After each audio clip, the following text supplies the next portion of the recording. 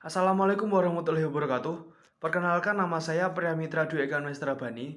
Saya dari kelas HTN 5E. NIM saya adalah 12610320217. Saya akan menjelaskan atau memaparkan materi tentang gugatan dan permohonan guna untuk menyelesaikan tugas ujian tengah semester untuk mata kuliah Hukum Acara Peradilan Agama.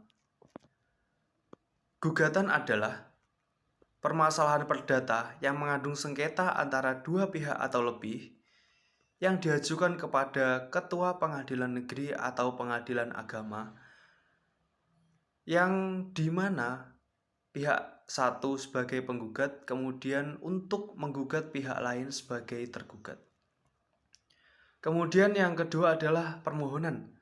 Permohonan adalah permasalahan perdata yang diajukan dalam bentuk permohonan, kemudian ditandatangani oleh pemohon ataupun kuasanya, yang ditujukan kepada Ketua Pengadilan Negeri ataupun Pengadilan Agama. Kemudian permohonan ini juga bisa disebut dengan gugatan volunteer. Bedanya dengan gugatan yang sebelumnya adalah yang dimaksud dengan gugatan adalah permohonan perdata yang mengandung sengketa. Kemudian untuk permohonan ini adalah permasalahan perdata yang tidak mengandung sengketa. Jadi untuk adanya tergugat tidak perlu. Yang jika perlu ataupun adanya tergugat itu disebut sebagai termohon. Ya, pihak yang mengajukan disebut sebagai pemohon dan pihak yang lain disebut sebagai termohon. Bedanya dengan yang gugatan adalah sama-sama gugatan, yang satu gugatan volunteer, yang satu gugatan umum, yaitu adanya sengketa dan tidak adanya sengketa. Kemudian dasar hukum untuk melakukan suatu gugatan adalah jika gugatan itu tertulis, yaitu pada pasal 118 HIR, junto pasal 142 RBG. Kemudian untuk gugatan lisan, yaitu gugatan yang diajukan secara lisan, yaitu pada pasal 120 HIR. Kemudian dasar hukum atau landasan hukum diajukannya suatu permohonan adalah pada pasal 2 dan ketentuan atau penjelasan dari pasal 2 ayat 1 Undang-Undang Nomor 14 Tahun 1970 tentang pokok-pokok kekuasaan kehakiman. Undang-Undang Nomor 14 Tahun 1970 ini masih relevan disebut sebagai landasan hukum untuk gugatan volunteer. Kemudian masuk pada tahap pemeriksaan permohonan dan juga gugatan.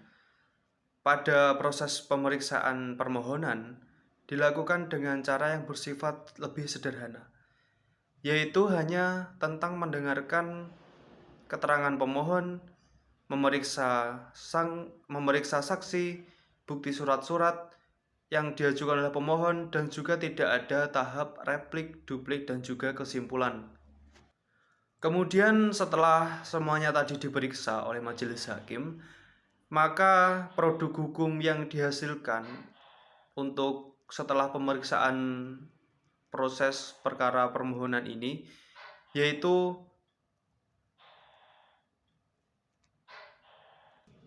penetapan.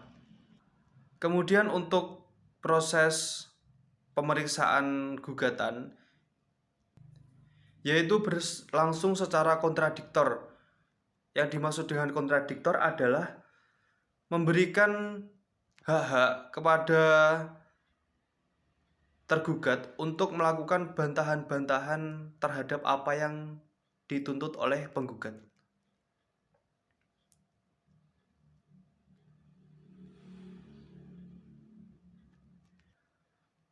Kemudian pengecualian terhadap pemeriksaan kontradiktor yaitu putusan secara first take ataupun sepihak.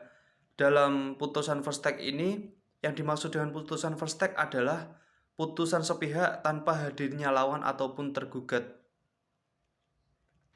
Jadi ketika sudah dijatuhi putusan first take, maka untuk lawan jika ingin melakukan gugatan balik ataupun ingin melakukan perlawanan kembali, yaitu dengan gugatan first set ataupun gugatan atau perlawanan dari gugatan first take tadi.